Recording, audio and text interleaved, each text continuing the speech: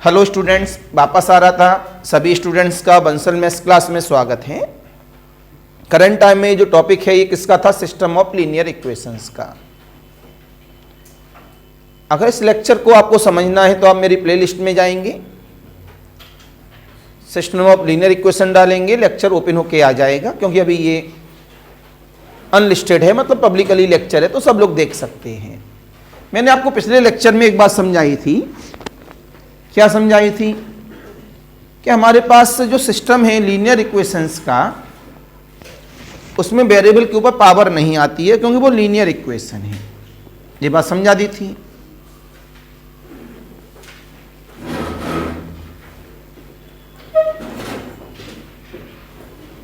कल टेस्ट ले लें? 2 महीने तो एक काम करना,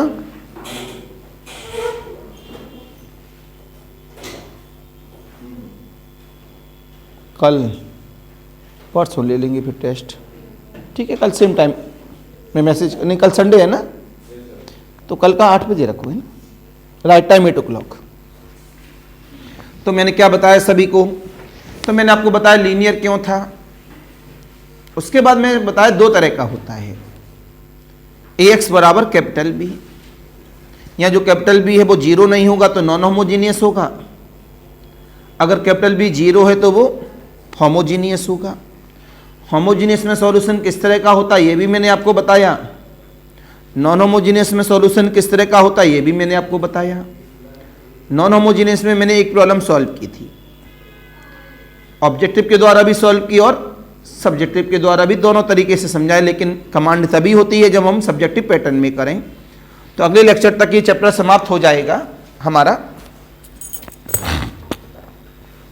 आपको मैं ऐड कर दूंगा ग्रुप में, ज़्यादा लेक्चर्स नहीं है अभी, छोटे छोटे लेक्चर्स हैं। आपकी बात कर रहा हूँ, तो आप 2-4-5 दिनों में कवर कर लोगे। ठीक है, पिछली बार की तरह नहीं कि 15 दिन में ही सारा सिलेबस आपने कवर किया। 10 दिन थे ना शायद, 10-12 दिन में ही आपने पूरा सिलेबस कवर किया था। तो आते हैं वापस। तो इसमें आज की डेट में केवल और केवल किसकी बात करेंगे? प्रॉब्लम्स की। किसकी बात करेंगे? प्रॉब्लम्स की। पहली प्रॉब्लम जो हमने समझाई थी वो नो सॉल्यूशन की थी। नो सॉल्यूशन क्यों थी? कोई भी एक्स वाई की ऐसी वैल्यू नहीं थी जो सारी इक्वेशंस को सेटिस्फाई कर सके। इस वजह से उसका नाम क्या था? No solution. कल आप दोनों कहाँ गायब थे? फंक्शन था घर में। कितने बजे?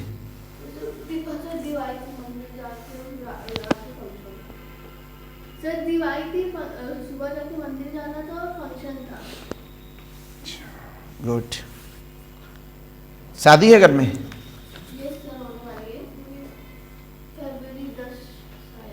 ओके, चलो गुड। फिर तो आप 15 दिन छुट्टी मारोगे ना। जब पड़ोसियों की शादियों में आप 1 हफ्ते छुट्टी मार देते हो, घर में शादी हो। हम अपनी शादी पर 3 दिन छुट्टी मारे थे, खुद की शादी पर। 14 फरवरी की शादी थी। अब बच्चे आंख बड़ी बड़ी कर रहे हैं, 14 फरवरी, वो एक्चुअल में डेट ही नहीं थी यार।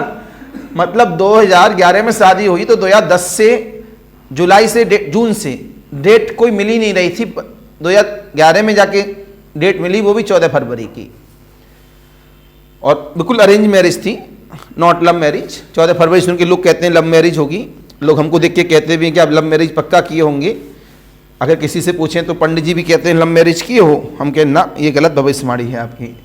हमारे हाथ में लिखा है कि आप लव मैरिज करेंगे, लेकिन हम प्योरली अरेंज मैरिज थी, दूर दूर तक कोई नाता नहीं था। तो उसमें 14 तारीख की शादी थी। हम कानपुर में, भाई उस समय तो ऑफलाइन मोड का ज़माना था, और मार्च में पेपर हुआ करते थे, ईयरली था। तो उसमें हम लोग फुल फॉर्म में चल रहे होते थे रिवीजन के लिए। तो यही था कि यार छुट्टी होंगी तो बड़ा बच्चों का डिस्टर्बेंस होगा, नुकसान हो जाएगा। तो यहाँ से हम 12 तारीख को निकले थे बाय ट्रेन। तो 12 तारीख को वहाँ पहुँचे शाम को।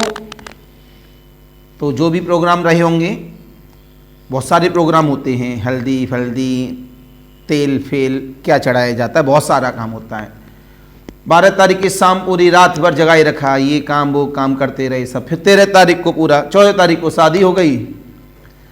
शायद 15 तारीख को हम बैकअप हुए थे या 16 तारीख की सुबह मैडम को वहीं छोड़ आए थे। मैं आप यहीं रहो, हमारी क्लासेस चल रही हैं, 15 मार्च के बाद फ्री होंगे तब आपको लेने आएंगे। आ गए थे। केवल क्यों? पढ़ाने की वजह से, और कोई काम थोड़ी ना था कि हमारे वजह से कोई काम रुका हुआ। बस एक ही था, बच्चों का इस समय रिवीजन चल रहा है, ज़्यादा लॉस, बड़े बड़े बैच हुआ करते थे, लॉस नहीं होना चाहिए। इसी वजह से आप पुराने बच्चों से जब मिलते हो तो वो आपको वास्तव में बताएंगे वास्तव में मेहनत क्या होती है। वो ऑफलाइन मोड पे पता लगती थी जब फुल बैच भरे रहते थे। तो आजकल बच्चे, पड़ोसी की शादी होती है तब 7 दिन छुट्टी कर लेते हैं, अपने घर में हो तो फिर क्या बात। तो हम लोग आए वापस। तो हम बात कर रहे हैं प्रॉब्लम नंबर 1 क्या कहती है। आ जाओ, ऑब्जेक्टिव सब्जेक्टिव दोनों चलते हैं इस जगह पर। x माइनस वाई प्लस का 2z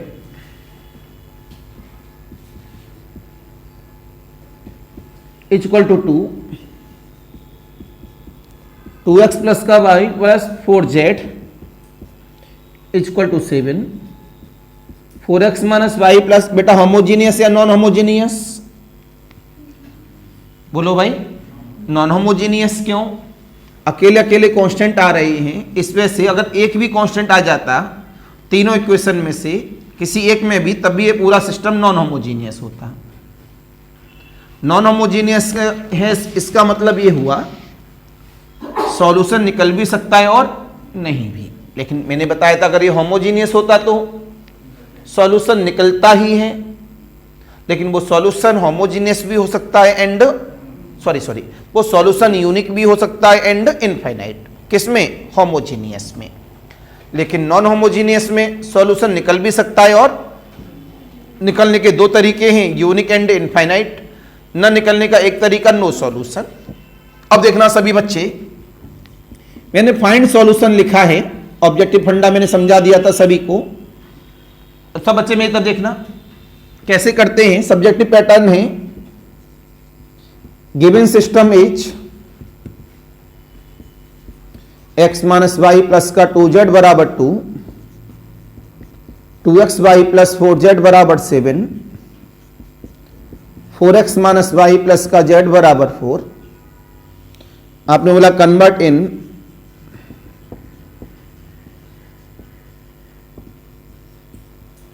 matrix form 1 minus 1 2, 2 1 4, 4 minus 1 1, x y z। सारे बच्चे ध्यान से देख लेना, सभी को समझ में आएगा, क्योंकि कॉन्सेप्ट है, बच्चा समझ लेता है। इससे हमने कंपेयर किया,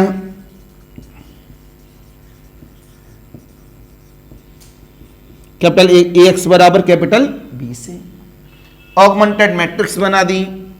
ये सिंबल ऑगमेंटेड मैट्रिक्स का है।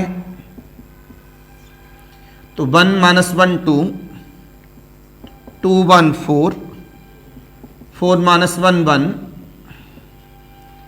2 7 4। Any confusion, any doubt? अब ऑपरेशन लगा लगा कर इसको छोटा कर लिया। आप याद करो हमेशा ऑपरेशन लगाना, तो आप सीखे इंटर वगैरह में भी, अगर जिसकी पहली क्लास है उसके अकॉर्डिंग सोचें तो उसके नीचे आपने 0 कर लिया। R2 tend to R2 minus 2 R1, इसको 0 बना रहे हैं। R3 माइनस, कुछ बच्चे ये भी कर सकते हैं, R3 माइनस का 2 R2। जवाब मिला। बस अगर सब्जेक्टिव में लिखना है तो इक्वल ना लगाना,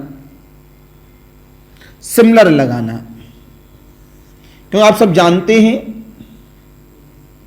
कि हम कोई भी ऑपरेशन लगा दें, रो को आगे पीछे कर दें, तो उसमें माइनस प्लस का सिंबल हम लोग इस्तेमाल नहीं करते हैं मैट्रिक्स में। क्यों?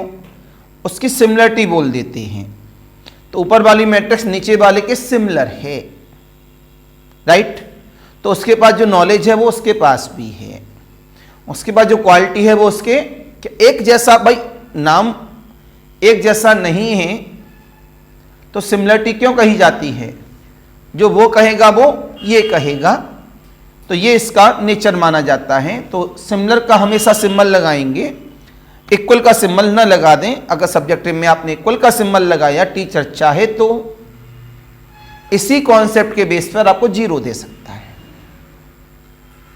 ये कॉन्सेप्ट बिल्कुल गलत है कि मैट्रिक्स इसके इक्वल हो ही नहीं सकती, केवल और केवल क्या हो सकती है, सिमिलर। तो क्लास में जो बच्चे सब्जेक्टिव पैटर्न के लिए बैठे हैं इस बात को ध्यान रखेंगे। आईएएस मेंस के अंदर, एलटी ग्रेड मेंस के अंदर ये सारी चीजें आ रही होती हैं और वहां पर इसका बहुत बड़ा यूज है। यही चीज चेक की जाती है एग्जाम सेंटर में। ये छोटी छोटी बातें ही बच्चों का सिलेक्शन नहीं होने देती। और मैथ हमेशा मार्किंग कैसी करता है, अप। इस वजह से क्रेज मैथ की तरफ आईएएस मेंस के भी अंदर इंक्रीमेंट हुआ है। पहले मैथ्स लोग कम लेते थे, लेकिन आज की डेट में मेंस के अंदर जो हमारे पास ऑप्शनल पेपर है उसको लोगों ने, क्योंकि अब इसमें मार्किंग को कट नहीं किया जा रहा है। पहले उसमें मार्किंग को कट किया जाता था, भाई उन्हें पता था कि मैथ में नंबर इंक्रीमेंट होता है, इस वजह से वहां मार्किंग को कम कर देते थे। मतलब अगर 100 नंबर उसमें आते हैं तो 70 नंबर देते थे, 30% का वो डाउन करते थे। लेकिन अब ऐसा जितना आ रहा है उतना ही देते हैं।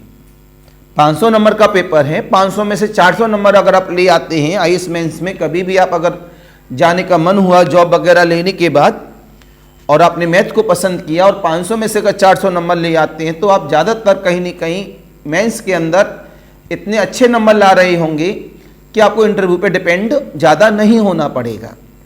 आप लोग ये समझ लो। तो स्ट्रेटजी को माना कि अभी 400 नंबर किसी के नहीं पहुंचे हैं, 392 के आसपास बच्चों के आई हैं 500 में से। तो स्ट्रेटजी उसी हिसाब से सेट करनी होती है। तो मैंने जवाब दिया यहां पर 1 - 1 2,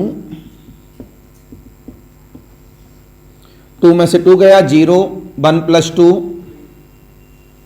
3, 4 - का 4 0, 7 - का 4, 4 - 4 -1 + का 4, 1 - का 8, - का 7, 4 - का 8,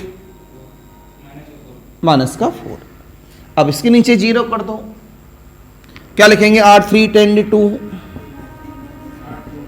8 3 - 1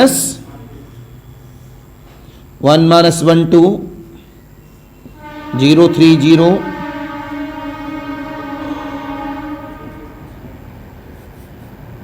-4 एंड माइनस का 3।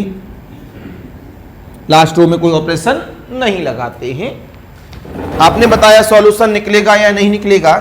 ये कैसी रो है, नॉन जीरो। ये कैसी है, नॉन जीरो। ये कैसी है, नॉन जीरो। तो rank of A augmented B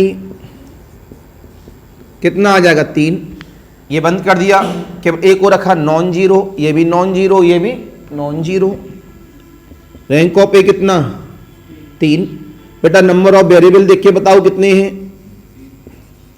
जिसे अननोन कहते हैं 3। जब तीनों बराबर हैं आपस में, जब ये दोनों आपस में बराबर हैं तो सॉल्यूशन निकलेगा।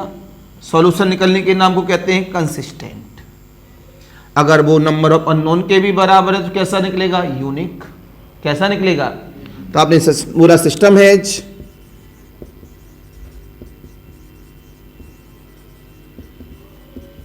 कंसिस्टेंट एंड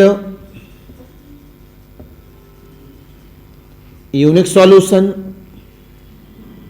आप इसे कन्वर्ट कर देंगे एक्स वाई जेड में for solution.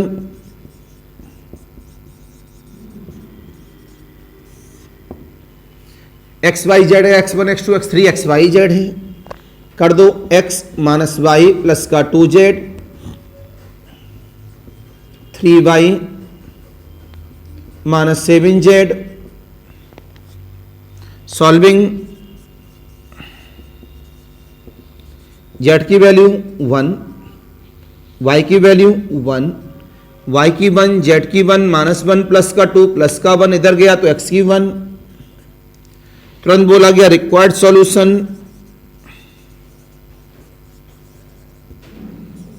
x equal of the 1, y equal of the 1, z equal to 1। Check किया गया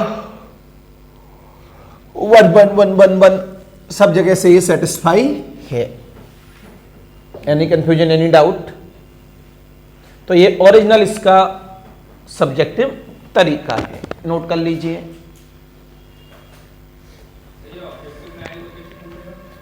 ऊपर ऑब्जेक्टिव लिखा जाएगा। दो तरह से ऑब्जेक्टिव बन सकता है। Find the solution. सॉल्यूशन का मतलब है एक्स वाई जेड की वैल्यू। जब एक्स वाई जेड की वैल्यू है और नॉन होमोजीनियस है तो मैंने क्या बताया था, एक्स वाई जेड की वैल्यू पुटअप कर करके देख लो, सेटिस्फाई कर दे, वही आंसर है। नहीं कर रही होंगी सेटिस्फाई तो वो नन ऑफ दीज में चला जाएगा। अगर ये नेचर में पूछेंगे, ऊपर लिखेंगे find the nature of solution, तो इसमें कंसिस्टेंट, यूनिक, इनकंसिस्टेंट, इनफाइनाइट, इस तरह से नाम दे देंगे। तो आपको ये इस तरह करना ही पड़ेगा, क्योंकि नेचर में कोई ट्रिक नहीं है, लेकिन सॉल्यूशन में ट्रिक है। तभी तो मैंने क्या कहा, चैप्टर तो मैंने पिछले लेक्चर पे ही समाप्त कर दिया। अब तो मैं आपको प्रैक्टिस करा रहा हूं केवल कॉन्सेप्ट की।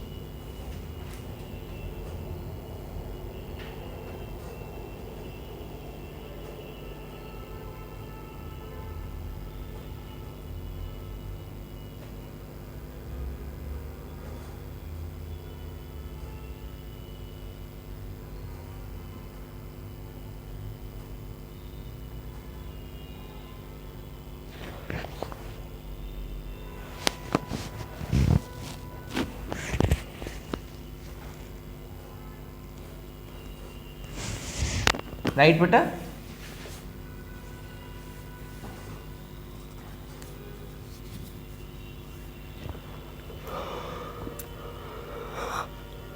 प्रभु,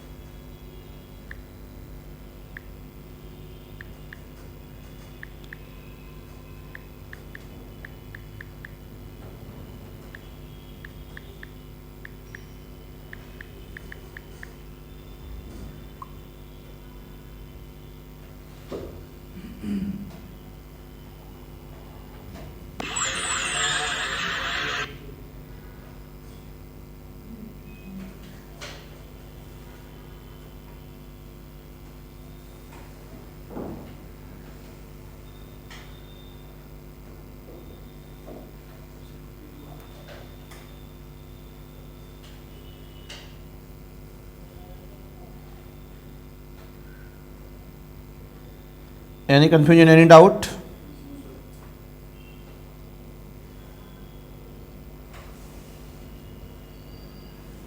नेक्स्ट प्रॉब्लम कोई भी आ जाए, सॉल्व आप ही को करना है एप्लीकेशन के साथ में। अब जैसे कि इस प्रॉब्लम को चेंज कर दिया जानबूझकर, इसे यहां से कर दिया 0, नई प्रॉब्लम बना दी।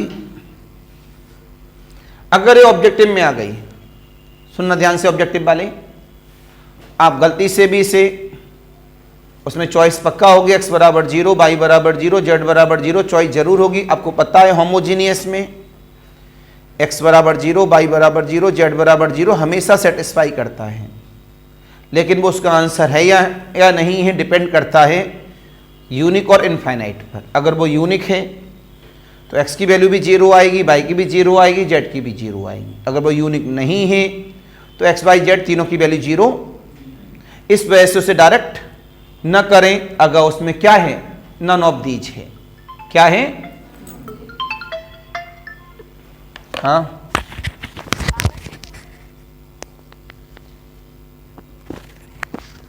ठीक है, दोबारा भेज दो,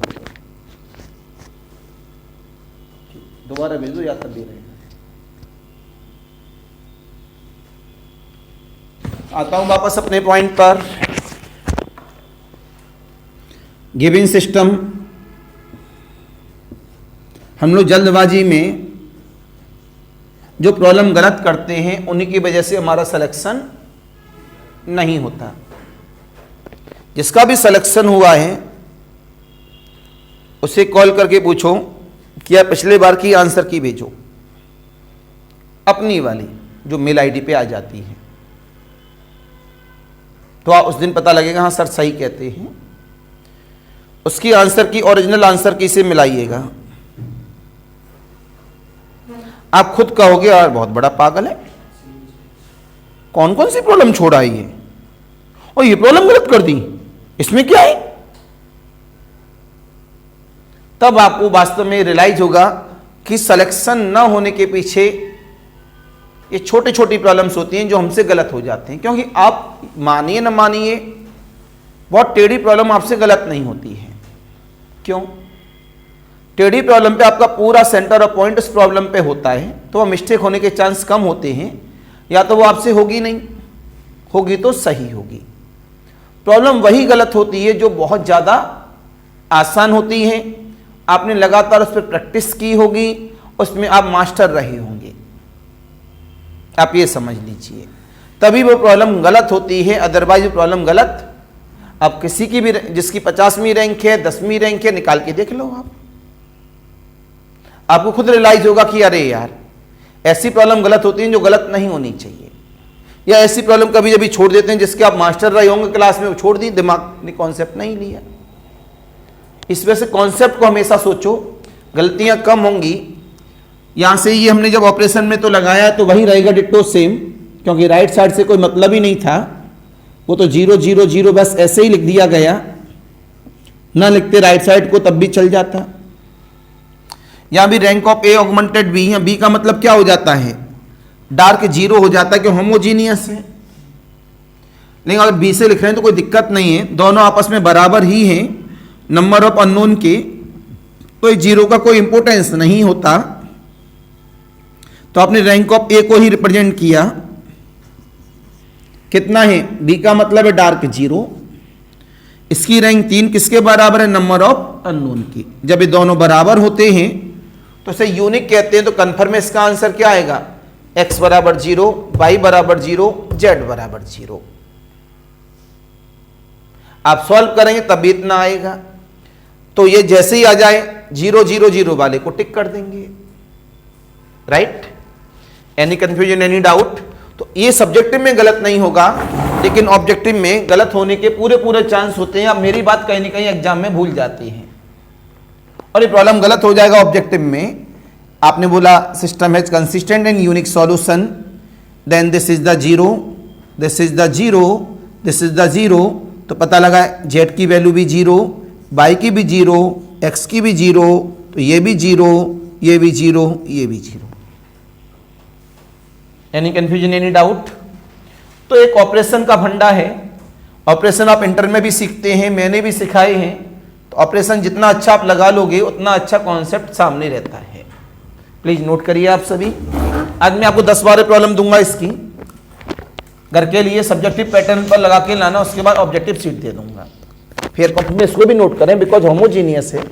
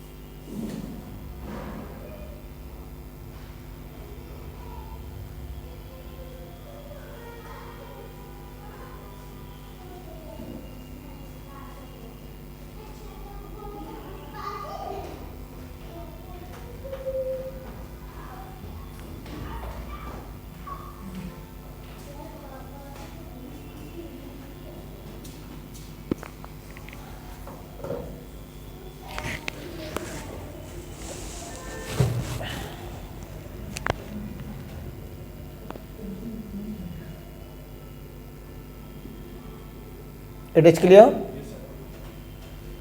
एक प्रॉब्लम आप लोग करिए, मैं देखता हूं कौन सही कौन गलत, उसके बाद मैं आगे 2-4 प्रॉब्लम और करा दूं। अगर आप मन से एक ही प्रॉब्लम समझ लो ना तो कोई प्रॉब्लम गलत नहीं हो, क्योंकि कॉन्सेप्ट तो एक ही है सभी प्रॉब्लम्स का। लिखो सब बच्चा। एक और चलो मैं कर दे रहा हूं पहले, अरे हम कर दें पहले फिर करना, क्यों इससे पहले वाले में नो आ गई थी, इसमें यूनिक आ गई। एक इनफाइनाइट वाली और कर दें, x + 2y + 3z = 4। एक बात तो ध्यान रखना, कभी चॉइस में ये लिखा हो, चाहे सॉल्यूशन वाले में ही क्यों ना हो, कि ऑल दी अबव या ए और B, both A and B, तो जरूर चेक किया करो सभी सॉल्यूशंस को। ऐसा नहीं हमेशा ऑल दी अबव आंसर होता, लेकिन पॉसिबिलिटी दे रहे हैं, इसका मतलब आएंगे सभी बच्चे देखेंगे। x + 2y + 3z, 2x + 3y + 8z, x - y + 9z। आपने बोला convert in matrix form, 1 2 3 2 3 8 1 - 1 9। This is the 4 7 1. Comparing A augmented B 1 2 3 2 3 8 1 minus 1 9 4 7 1 0 बनाने का फंडा 8 3 माइनस R1 तो कितना बन जाएगा मेरे पास 1 2 3 2 माइनस का 2 0 3 minus 4 minus 1 8 minus 6 2 7 minus 8 minus 1 1 minus 1 0 minus 1 minus 2 minus 3 9 minus का 3 प्लस 6 1 माइनस का 4 माइनस 3 R3 माइनस का 3 R2 देखते रहिएगा 1 2 3 0 माइनस 1 2 0 0 0। तो यहाँ से पता लगा ए ऑगमेंटेड बी जो दिख रहा है आपको बोर्ड पर, इसकी रैंक कितनी है 2 और रैंक ऑफ ए बी कितना है 2, दोनों बराबर हैं, इस पे से कंसिस्टेंट हैं। लेकिन नंबर ऑफ अननोन कितना है 3, दोनों बराबर तो हैं लेकिन 3 के बराबर नहीं है। इस वजह से यूनिक की जगह क्या आ जाएगा इनफाइनाइट। यूनिक की जगह क्या आ जाएगा इनफाइनाइट। क्या आ जाएगा इनफाइनाइट। तो ये तो हो गया नेचर। अब सॉल्यूशन की हम लोग बात कर रहे हैं इधर से कि हमारा सॉल्यूशन क्या आएगा यहां पर। तो सॉल्यूशन में बोर्ड पे ध्यान से लिखेंगे सभी बच्चे। कितना आ रहा है सॉल्यूशन में मेरे पास, कहां गया, ये रहा x plus 2y plus 3z equal to 4 minus y plus 2z equal to minus का 1। बेटा कितनी इक्वेशन है 2, वेरिएबल कितने हैं 3, कितने का डिफरेंस 1 का। तो एक वेरिएबल को लेट करेंगे, एक वेरिएबल को, राइट। कितनी इक्वेशन बची हैं 2, वेरिएबल कितने हैं 3, डिफरेंस है 1 का। इस वजह से एक वेरिएबल को लेट करेंगे। किसी भी रो के पहले वेरिएबल को लेट नहीं करते हैं आफ्टर द ऑपरेशन। x को भी हम लेट नहीं करेंगे और y को भी हम लेट नहीं करेंगे। जब x को भी लेट नहीं किया, y को भी लेट नहीं किया, तो किसको लेट करेंगे z को। तो आपने कहा लेट z बराबर के, जैसे हम 0 कभी भी नहीं मान सकते, तो y की वैल्यू क्या आ जाएगी मेरे पास, ये हो गया माइनस 1 माइनस का 2z, तो y हुआ 1 प्लस का 2k।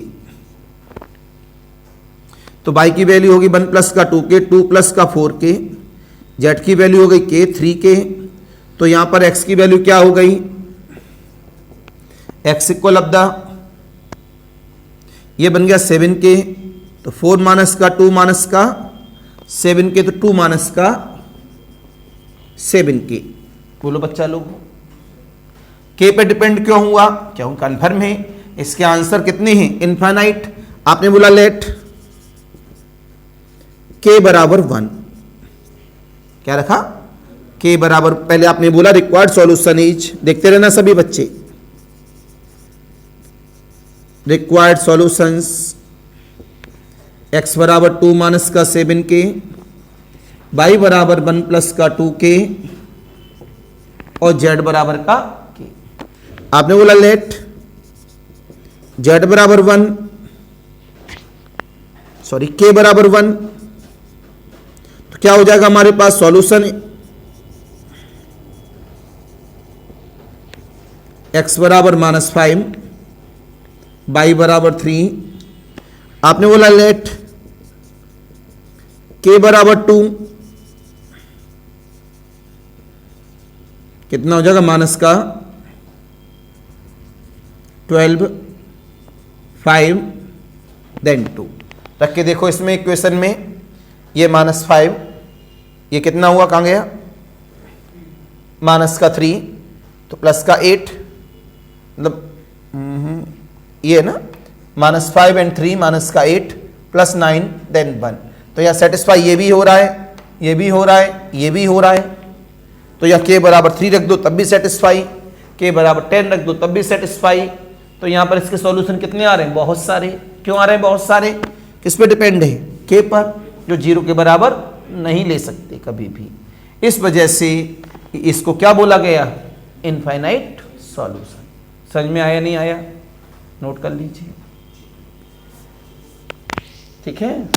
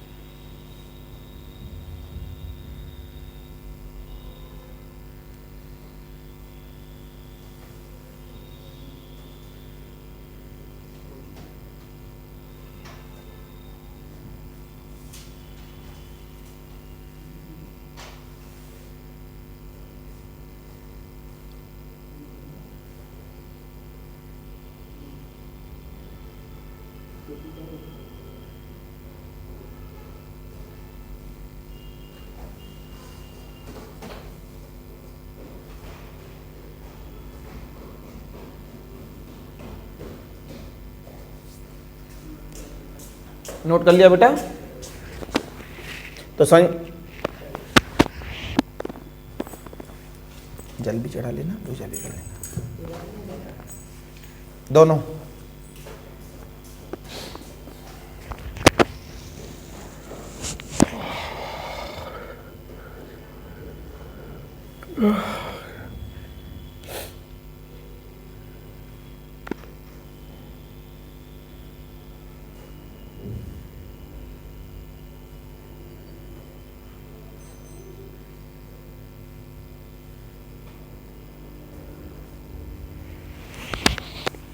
तो आपने यूनिक भी देखा, इनफाइनाइट भी देखा और नो सॉल्यूशन भी देखा।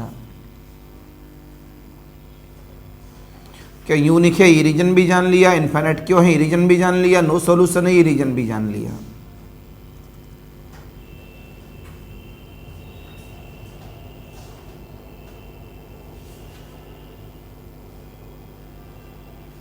सब्जेक्टिव में कैसे करना है, ऑब्जेक्टिव में कैसे करना है, ये भी आपने सीख लिया है।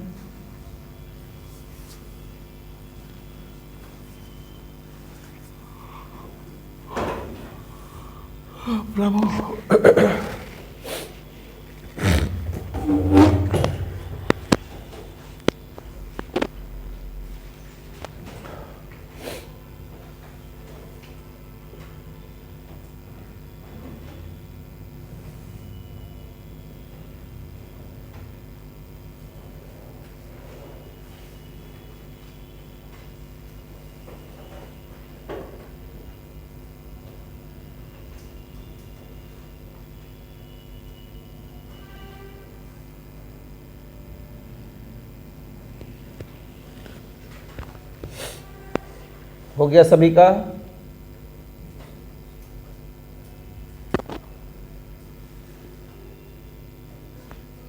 मनस्वी लगता है तुम्हारी डांट पड़ी दिखे घर पे आज।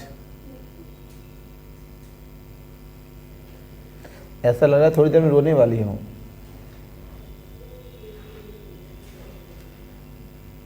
क्या मयूरी सही है कि नहीं? शायद ना।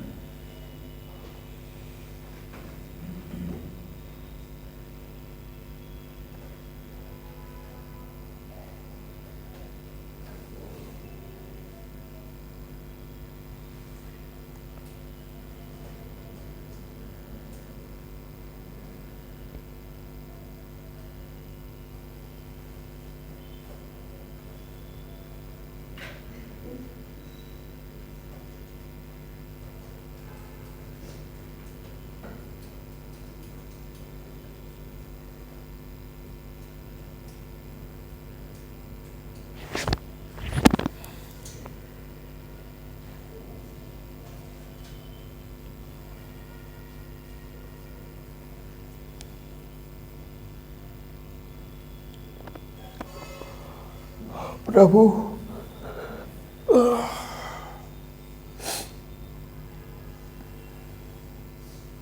It is clear?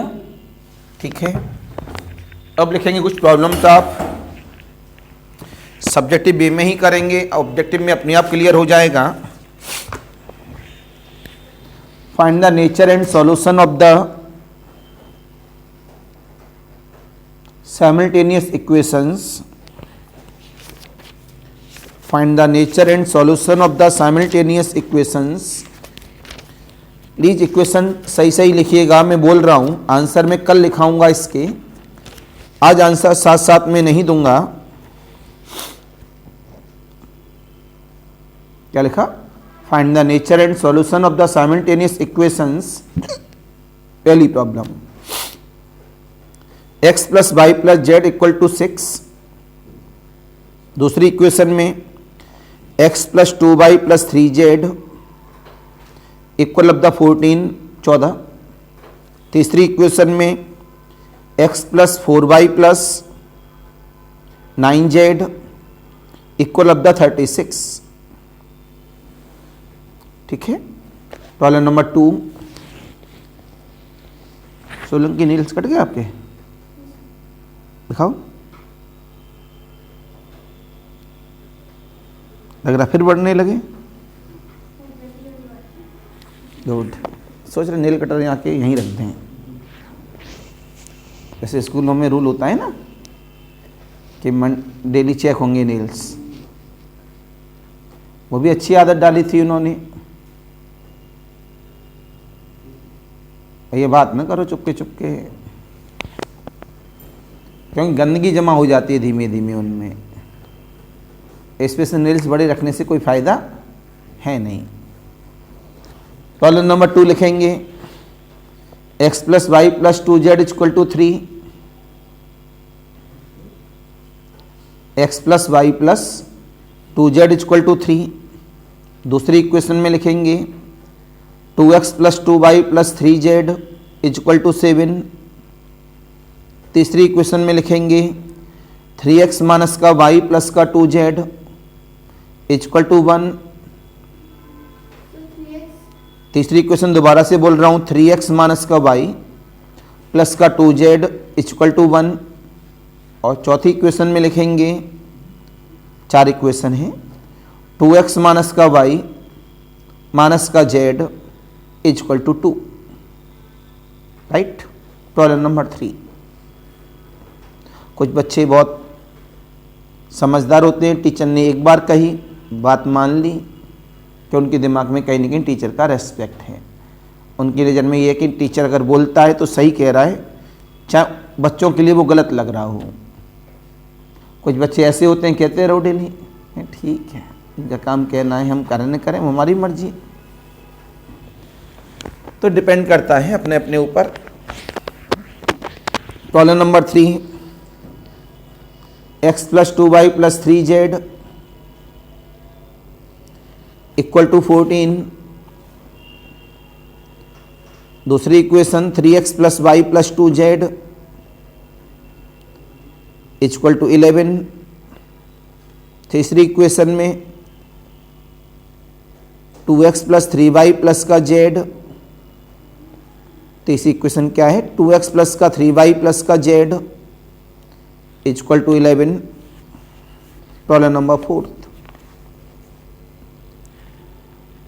x1 minus x2 plus x3, x1 minus x2 plus x3 equal to 2।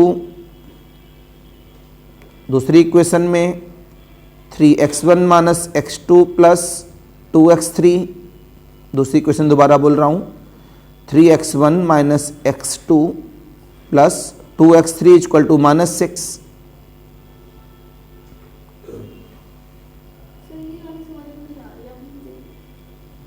2x1 minus x2 plus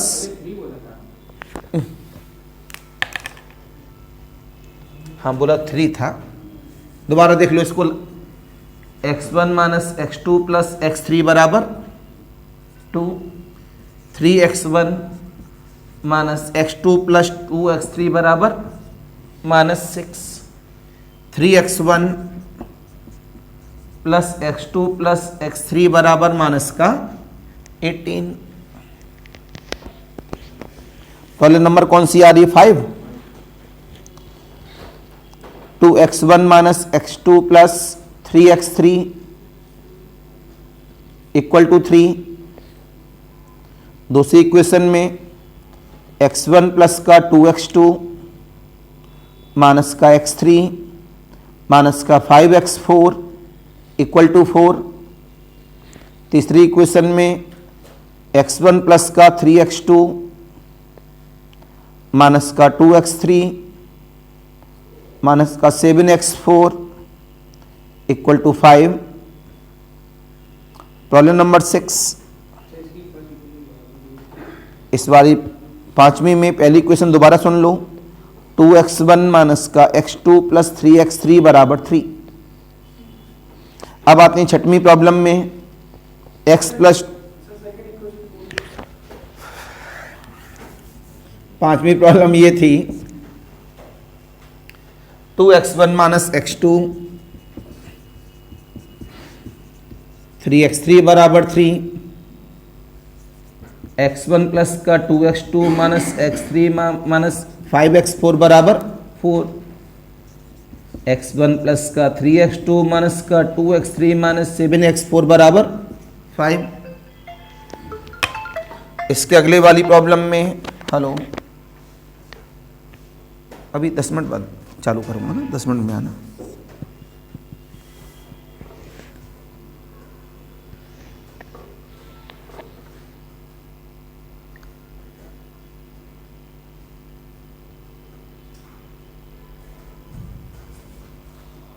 आगे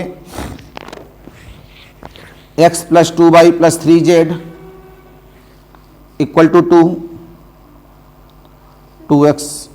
एक बार में नहीं, काहे नहीं लिख पाते हो? छठवीं प्रॉब्लम आ रही है, दोबारा सुनना। x plus 2y plus 3z equal of the 2। दूसरी equation 2x plus 3y plus 4z equal to 5। तीसरी equation 3x plus 4y plus 5z equal to 9। Next x plus y plus z equal of the -3। दूसरी equation 3x plus y minus 2z equal of the -2। तीसरी equation 2x plus 4y plus 7z equal of the 7।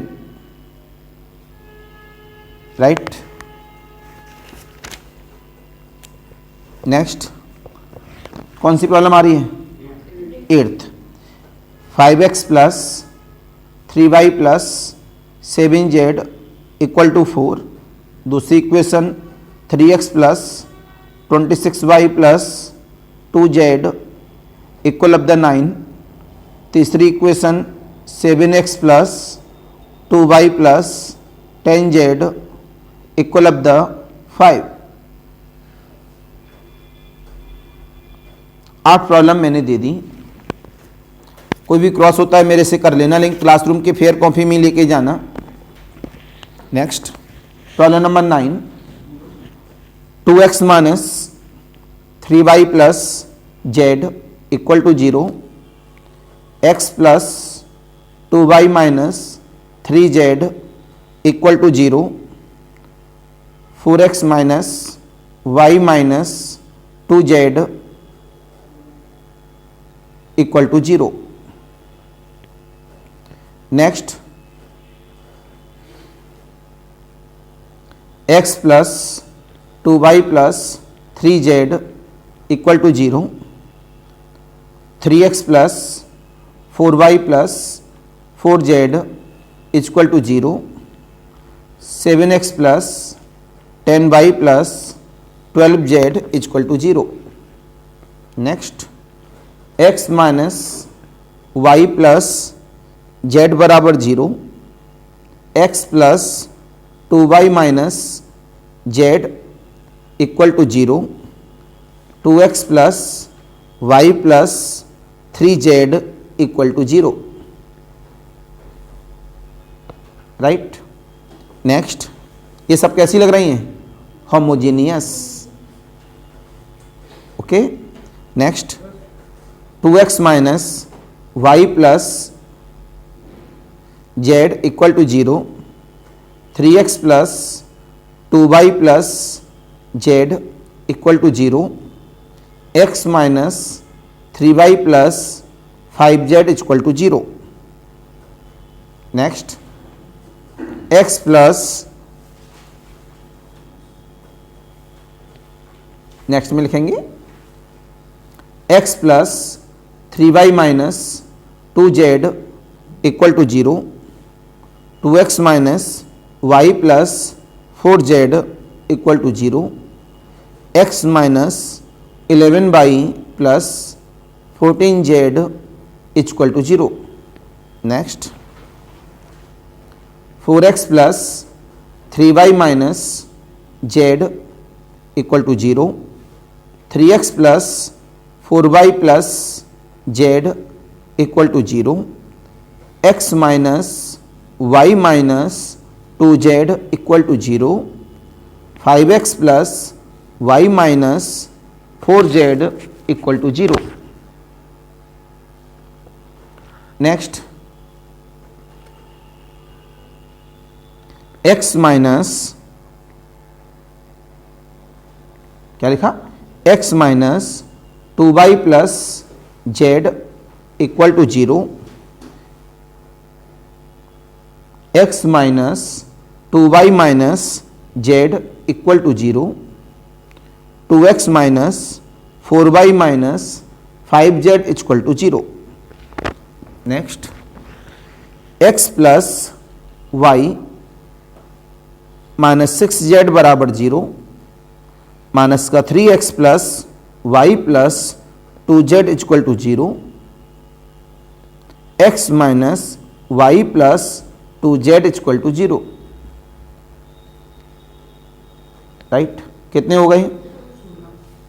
16। बस इन problem को अगर आप लगा लाते हैं तो आप इस टाइप की प्रॉब्लम के मास्टर हो गए इन ऑब्जेक्टिव एंड सब्जेक्टिव। अब एक लास्ट लेक्चर में हम बात करेंगे लैम्डा एंड म्यू के अननोन नेचर के साथ। उसे कराते ही ये चैप्टर हमारा क्या हो जाएगा? कंप्लीट। समझे नहीं समझे?